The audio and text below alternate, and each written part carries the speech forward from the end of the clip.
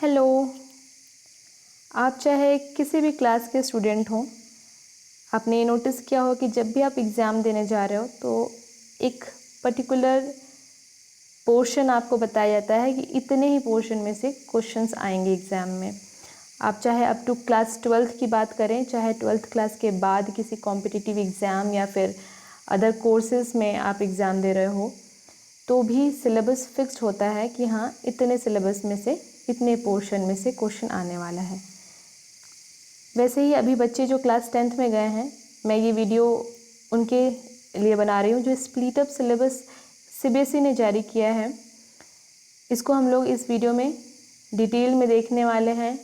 आप अपने class 10th का साइंस का बुक अगर साथ में लेके बैठे तो बहुत बेहतर होगा। साथ के साथ टिक लगाते जाएं, कौन सा पोर्शन डिडक्ट किया गया है, क्या पोर्शंस को ऐड किया गया है, क्योंकि इससे पहले वाले सेशन में कुछ पोर्शंस ऐसे थे जिनको हटाया गया था, जो कि इस बार ऐड कर दिया गया है।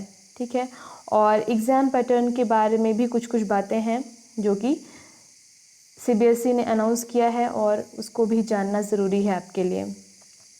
तो देखते हैं, ये आपका क्लास 10th का होल पैटर्न है। कितने नंबर के क्वेश्चंस किस पार्ट में से बनते हैं। जो भी आपका पूरा सिलेबस है, आपके 16 चैप्टर जो हैं, वो पूरे 16 चैप्टर्स को 5 यूनिट में डिवाइड किया गया है। आप जो ये 5 यूनिट देख रहे हैं, इसमें डिवाइड किया गया है। तो आप नोटिस कर रहे होंगे कि chemical substances, nature and behaviour, इस पोर्शन से पूरा 25 नंबर का क्वेश्चन आ रहा है।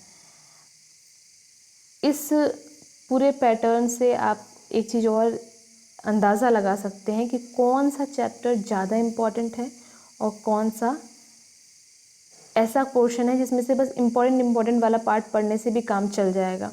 लेकिन जिस पोर्शन से ज़्यादा क्वेश्चंस आ रहे हैं, इसका मतलब ये है कि आप उसके नियर अबाउट सारे टॉपिक्स को अच्छे से पढ़ के जाएंगे, तभी उसके क्वेश्चंस अटेन कर पाएंगे। ठीक है। तो ये आपका पैटर्न रहेगा।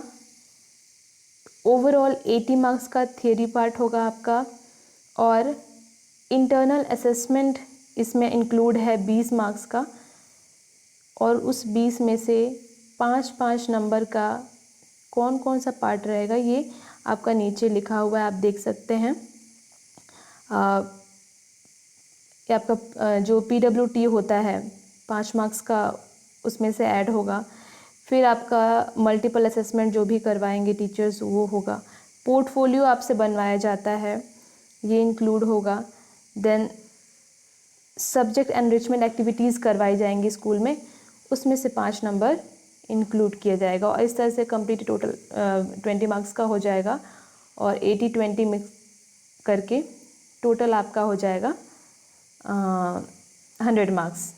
तो ये ओवरऑल 100 मार्क्स का एग्ज़ाम आपका होना है। आगे अगर देखें हम, तो आप नोटिस करेंगे कि मंथ वाइज इसमें दिया हुआ है कि किस मंथ में कितना कंप्लीट हो जाना है आपका सिलेबस, और उसी अकॉर्डिंग जो आपके पीरियोडिक टेस्ट होंगे और आपके जो टर्म फर्स्ट एग्ज़ाम है, देन प्री बोर्ड्स होने हैं, फिर फाइनली बोर्ड एग्ज़ाम होना है, इनमें कौन कौन से पोर्शन इंक्लूड होंगे, ये मंथ वाइज जो सिलेबस है इससे डिसाइड होगा। तो आप देखेंगे कि फर्स्ट यूनिट जो आपका chemical substances, nature and behaviour वाला जो पोर्शन है, इसमें आपका चैप्टर फर्स्ट है, जिसमें कि ये जो सब टॉपिक्स हैं आप देख रहे हैं, आप अपने बुक से मैच करेंगे तो ये सारे टॉपिक्स उसमें दिया हुआ है। ठीक है। तो इसमें आप देखेंगे कि चैप्टर फर्स्ट का रेंसिडिटी जो आपका हेडिंग है, ये कहीं भी इंक्लूड नहीं है। ठीक है। तो चैप्टर फर्स्ट का रेंसिडिटी वाला पोर्शन आपके सिलेबस में नहीं है। बाकी टोटल चैप्टर फर्स्ट को पढ़ना है। ठीक है। जो भी आपका केमिकल रिएक्शन, इक्वेशन, बैलेंसिंग और ये सब जो पोर्शन है, सारा पढ़ना है। टाइप ऑफ केमिकल रिएक्शन आपने देखा है, तो उसको आप टिक लगा लें कि ये चैप्टर सारा का सारा पढ़ना है, और क्वेश्चंस बहुत सारे आएंगे इसमें से। मैं एक बार ये सारा का सारा सिलेबस डिस्कस कर लूँ आपसे, उसके बाद चैप्टर वाइज मैं वीडियोस अपलोड करूँगी, जिसमें से जो मेन टॉपिक्स हैं जिसमें क्वेश्चंस ज़्यादा पूछे जाते हैं मैं उनको भी हाईलाइट करूँगी। ठीक है, तो फर्स्ट आज हम लोग ये सिलेबस देखने वाले हैं। देखिए, एक्टिविटी वाला पोर्शन वो स्कूल में करवाया जाएगा, तो वो मैं नहीं लेके चल रही हूँ। मैं ओनली जो अपना बुक में से पढ़ाने वाला पार्ट है, जो आपको टॉपिक्स समझने वाली चीज़ है, वो मैं यहाँ डिस्कस कर रही हूँ। तो फर्स्ट चैप्टर आपका कंप्लीट हो आएगा। देन उसके बाद में आपका नेचुरल फेनोमेना में आपका रिफ्लेक्शन वाला चैप्टर आपका है। चैप्टर नंबर ये आपका होगा 10th चैप्टर है आपका, लाइट रिफ्लेक्शन एंड रिफ्रैक्शन, ये पोर्शन है। यहाँ पे आप देख रहे हैं कि रिफ्लेक्शन है, रिफ्लेक्शन से रिलेटेड सारा पोर्शन है। डेविएशन जो है, डेविएशन से रिलेटेड कुछ एक हेडिंग है आपका, उसके कुछ डेरिवेशंस हैं, कुछ फार्मूला है, वो वाला पोर्शन आपका नहीं आएगा, मिरर फार्मूला जबकि रहेगा। ठीक है, बाकी ये पूरा का पूरा चैप्टर आपका इंक्लूडेड है, कुछ भी इसमें से हटाया नहीं गया है इस बार। इसके बाद आप देखिए वर्ल्ड ऑफ लिविंग, यानी कि आपका लाइफ प्रोसेस जो चैप्टर 6 है, चैप्टर 6 आपका कंप्लीट रहेगा। चैप्टर 6 में से कुछ भी नहीं हटाया गया है। ठीक है, आप इसके सब टॉपिक्स जो हैं आप नोटिस करिए, ये सारे सब टॉपिक्स आप मैच करा के देखिए, आपके बुक का सारा हेडिंग इसमें इंक्लूडेड है लाइफ प्रोसेस वाले चैप्टर में। इसके बाद आपका ये चैप्टर फर्स्ट का ही पोर्शन है जो कि आपका जुलाई में होना है। उसके बाद ये चैप्टर 10th का ही पार्ट है रिफ्रैक्शन वाला, इससे पहले रिफ्लेक्शन था, ये रिफ्रैक्शन है। तो इसमें पावर ऑफ लेंस और ये सब चीज़ें हैं। डेरिवेशन लेंस फार्मूला का नहीं पढ़ना है आपको। इसके बाद आपका लाइफ प्रोसेस वाले हेडिंग में आप देखेंगे लास्ट में दिया हुआ है transportation excretion in plants and animals. ठीक है, तो ट्रांसपोर्टेशन आपको पढ़ना है। तो मैंने पहले ही कहा कि लाइफ प्रोसेस का कुछ भी पोर्शन डिलीट नहीं किया गया है, कंप्लीट का कंप्लीट ये चैप्टर आएगा। इसके बाद आपका है आपका चैप्टर 11। चैप्टर 11 है आपका आई के बारे में, ह्यूमन आई के बारे में। तो ह्यूमन आई वाला जो चैप्टर है वो कंप्लीट आपको आना है। ठीक है, तो मुझे नहीं लगता कि यहाँ पे हाँ सारे हेडिंग्स लिखे गए हैं। आपको नोटिस करना है कि सनसेट और सनराइज़ ये जो पोर्शन है ये पार्ट बस नहीं आ रहा है। चैप्टर 11 में जो आपका चैप्टर है the human I and the colourful world, इसमें ओनली सनसेट और सनराइज़ वाला जो पॉइंट है ये नहीं आ रहा है, नहीं है सिलेबस में।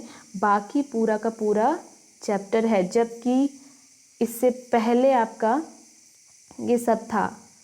ठीक है, तो इस बार इसे हटा दिया गया है और ये बहुत ही छोटा सा पोर्शन था और बहुत ही इंटरेस्टिंग पोर्शन था, पता नहीं क्यों इसे हटाया गया। इसके बाद आप देखेंगे कि एसिड बेस एंड सॉल्ट में से जो अगस्त का पोर्शन चल रहा है ये, तो एसिड बेस एंड सॉल्ट में भी कुछ भी नहीं डिलीट किया गया है, कंप्लीट प्लास्टर ऑफ पेरिस तक पूरा का पूरा है। जबकि पिछली बार ये जो लास्ट टॉपिक्स हैं लास्ट में जो दिए गए हैं बुक में, ये वाले एक्सक्लूडेड थे, लेकिन इस बार ये कंप्लीट दिया गया है। ठीक है, तो चैप्टर 2 भी कंप्लीट आ रहा है आपका। इसके अलावा control and coordination in animals and plants, ये तो पूरा का पूरा चैप्टर ही पिछले सेशन में हटाया गया था, बट इस बार इसमें से एक सिंगल हेडिंग भी नहीं हटाया गया है, आपका सारा का सारा चैप्टर आ रहा है। ठीक है, तो कंट्रोल एंड कोऑर्डिनेशन कंप्लीट आ रहा है। इसके बाद आपका है how things work, electric effect of current, आपका चैप्टर 12 इलेक्ट्रिसिटी जो चैप्टर है ये पोर्शन है। तो इलेक्ट्रिसिटी में कुछ कुछ चीज़ें हटाई गई हैं, बाकी सब आप मैच करिए, पूरा है। आप देखेंगे इलेक्ट्रिक मोटर पहले था, जो इस सेशन में नहीं है। इलेक्ट्रिक जनरेटर नहीं है। फ्लेमिंग्स लेफ्ट हैंड रूल तो है, आप देखेंगे यहाँ पे लिखा है फ्लेमिंग्स का लेफ्ट हैंड रूल इंक्लूड है, बट राइट हैंड रूल नहीं है, ठीक है। इसके बाद आप EMI भी देखेंगे कि इसमें इंक्लूड नहीं है, तो इसको तो आप देख लीजिएगा कि 4 टॉपिक आपको नहीं दिख रहे हैं, बाकी आपका कंप्लीट ये है। सितंबर में है और एक पोर्शन आपका नेक्स्ट में है, तो वो आपको दिख जाएगा। मैग्नेटिक इफेक्ट आपका यहाँ पे है, तो मैग्नेटिक इफेक्ट वाले चैप्टर में भी कुछ भी नहीं निकाला है, सारा का सारा चैप्टर आपको आ रहा है। और इसके अलावा हम बात कर रहे थे यहाँ पे मेटल्स एंड नॉन मेटल, ये चैप्टर भी कुछ भी नहीं हटाया गया है, कंप्लीट चैप्टर आ रहा है। इसके बाद आपका रिप्रोडक्शन जो आपका पोर्शन है, ये बहुत बड़ा चैप्टर है और बहुत इम्पॉर्टेंट बायोलॉजी का चैप्टर है। केमिस्ट्री का एक पोर्शन आपका चैप्टर 5 पीरियोडिक क्लासिफिकेशन, ठीक है, ये पोर्शन आपका, ये चैप्टर आपका नहीं आ रहा है केमिस्ट्री में, बाकी सब कुछ इंक्लूड किया गया है। केमिस्ट्री के बाकी सारे चैप्टर्स हैं, केवल चैप्टर 5 नहीं है। बायोलॉजी में लाइफ प्रोसेसेस के बाद रिप्रोडक्शन चैप्टर है, जो कि कंप्लीट इंक्लूड है, एकदम लास्ट तक जितने हेडिंग्स हैं वो सारे इंक्लूडेड हैं इसमें। और इसके बाद का चैप्टर है बायोलॉजी का हेरिडिटी एंड इवोल्यूशन, चैप्टर 9 है, जिसमें से कि ओनली आप देख रहे हैं कि हेरिडिटी लिखा है, इवोल्यूशन नहीं आ रहा है। इसको आप बिल्कुल मार्क कर लें कि इवोल्यूशन नहीं आ रहा है। देन आप हेरिडिटी भी बहुत लंबा चैप्टर है नहीं, हेरिडिटी में भी आपका बस मेंडल्स के जो 2 लॉ हैं, उसका किस प्लांट पे उन्होंने एक्सपेरिमेंट किया, क्यों किया उस पर, और क्या उसके रिजल्ट्स रहे, यही मेन चीज़ है इसमें। तो बहुत छोटा सा पोर्शन इसका आपके लिए है इवोल्यूशन हटाने के बाद। देन आप देख रहे हैं मैग्नेटिक इफेक्ट, हमने बता दिया कि सारा आ रहा है। कार्बन एंड कंपाउंड जो है, इसमें भी पिछली बार लगभग हाफ पोर्शन तो आ ही नहीं रहा था, हाफ पोर्शन डिलीट कर दिया गया था, जबकि इस सेशन में complete carbon and its compound का चैप्टर है। और उसके बाद पीरियोडिक क्लासिफिकेशन हटा दिया गया है, ठीक है, आपको बता दिया मैंने। नाउ आपका ये वाला पोर्शन चैप्टर 15, ठीक है, ये आपका चैप्टर 15 जो है आवर एनवायरनमेंट, ये पूरा कंप्लीट आ रहा है, इसमें से कुछ भी नहीं हटाया गया है, जबकि उससे जस्ट पहले वाला चैप्टर 14 को कंप्लीट हटा दिया गया है, एकदम कंप्लीट इसको एक्सक्लूड कर दिया गया है, इस बार ये नहीं आएगा, ठीक है। तो आई थिंक आपको समझ में आ गया होगा कि chapter 14 will not be there, chapter 14 नहीं आ रहा है। सोर्सेस ऑफ एनर्जी जो चैप्टर है आपका, वो नहीं है एग्जाम में। And one more chapter is chapter 16 management of natural resources, ये भी बिल्कुल नहीं है आपके सिलेबस में, जबकि बीच में पढ़ रहा है बेचारा चैप्टर 15, जो कि बहुत इम्पॉर्टेंट चैप्टर है। एंड इस चैप्टर में मुझे नहीं लगता कि कोई भी हेडिंग ऐसा जिसमें से क्वेश्चन नहीं बनता है, क्वेश्चन बनता है, और आपके एक साइंटिफिक नॉलेज के लिए एनवायरनमेंट का जो भी आपको बेसिक नॉलेज है वो भी इसमें मिलेगा, इसलिए ये बहुत इंपॉर्टेंट चैप्टर, बहुत इंटरेस्टिंग भी है, ठीक है। तो इस तरह से आपने देखा कि ये सब चैप्टर्स आ रहे हैं, और मैंने बता दिया पहले ही आपको कि मैनेजमेंट नहीं है आपके इसमें, मैनेजमेंट ऑफ नेचुरल रिसोर्सेज ये नहीं है। तो ये ओवरऑल आपका दिसंबर तक का पोर्शन रहा। उसके बाद आप देख रहे होंगे यहाँ पे लिखा है प्री बोर्ड फर्स्ट स्टार्ट हो जाएगा, तो आप देख सकते हैं टर्म फर्स्ट एग्ज़ाम यहाँ पे दिख रहा है आपको, ये एक तरीके से हाफ ईयरली जैसा एग्ज़ाम होगा। ये जो आपका पिछली बार टर्म फर्स्ट एंड सेकंड करके हुआ था, इस बार ऐसा कुछ नहीं है। सबसे इम्पॉर्टेंट चीज़ मैं कहूँगी कि आपको जानने वाली चीज़ यही है इस बार के लिए, ये डिफरेंस है पिछली बार से, काफ़ी अलग पैटर्न है इस बार। पिछली बार जैसे हाफ पोर्शन आपका टर्म फर्स्ट में आ गया था एंड हाफ पोर्शन आपका टर्म सेकंड में आया था, जबकि इस बार ऐसा नहीं होगा। इस बार क्या हो रहा है भाई, इस बार टर्म फर्स्ट एग्ज़ाम जो है वो सिंपली जैसे हाफ ईयरली होता था आपका, उस तरह से होगा।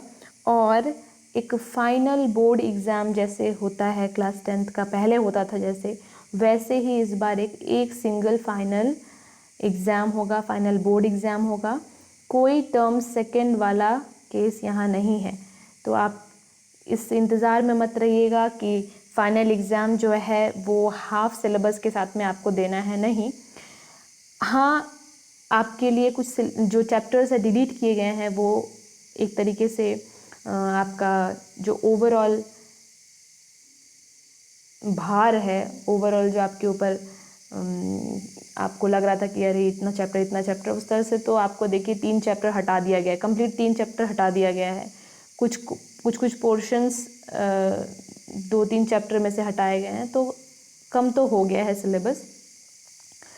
बट आपको ध्यान देना है कि फाइनल एक एग्ज़ाम होगा। अभी तक का जो अपडेट है इसके अकॉर्डिंग यही है कि फाइनल एक सिंगल एग्ज़ाम होगा और प्री बोर्ड्स होंगे, टर्म फर्स्ट एग्ज़ाम होगा और आपका पीरियोडिक टेस्ट जो होते हैं वो कंप्लीट होंगे। तो ये सब बातें थी कंप्लीट सिलेबस के बारे में। एक एक पोर्शन करके हम एक एक चैप्टर करके देखेंगे नेक्स्ट वीडियोज़ में। और ये जितना भी मैंने सिलेबस बताया है इसको अच्छे से बुक में आप मार्क कर लें और रेडी हो जाएं प्रिपरेशन के लिए, बिकॉज़ बोर्ड एग्ज़ाम बहुत ही एक स्पेशल एग्ज़ाम होता है, स्पेशली क्लास 10th के लिए। जैसे लगता है कि अभी अभी कुछ बड़ा एग्ज़ाम देने जा रहे हैं, अभी तक तो सब चलता था नॉर्मल। लेकिन मैं कहूँगी कि आप टेंशन ना लें उस चीज़ का। बोर्ड एग्ज़ाम बहुत हवा नहीं है, जैसे नॉर्मल आप एग्ज़ाम इससे पहले देते आए हैं वही है। और देखेंगे हम लोग सिंगल चैप्टर्स टॉपिक वाइज, और जो भी प्रॉब्लम्स होंगे आप उन्हें मुझे बताएं। और इस वीडियो में भी जो भी आपको डाउट लगा हो, कुछ ऐसा पोर्शन जो मैं स्किप कर दी हूँ, मुझे ऐसा लगा हो कि ये शायद इम्पोर्टेंट नहीं है इतना डिटेल में जाना, तो आप मुझसे पूछ सकते हैं। आप please put a comment, okay, so that I can get what the problem you are having, और उसको मैं सॉल्व करने की कोशिश करूँगी। सो इसमें इतना ही। Keep shining.